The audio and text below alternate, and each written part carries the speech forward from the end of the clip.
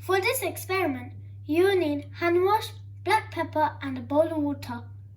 Today I'm going to show you what happens to the virus when you don't wash your hands and what happens when you do wash your hand.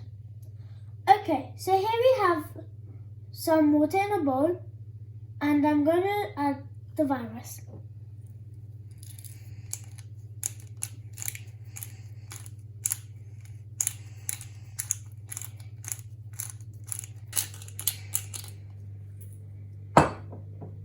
Okay, so now I'm going to put my finger into the virus. As you can see, I got so much of germs and virus on my finger. I am now going to wipe this off and show you what will happen if you put a hand wash on my finger.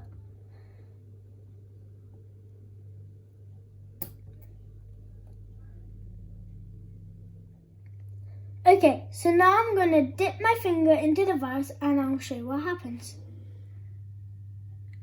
As you can see, there's nothing on my finger as it's all clear. Did you see how all the virus moved away from my finger as I put it in? Okay, so now stay safe and always wash your hands. Bye!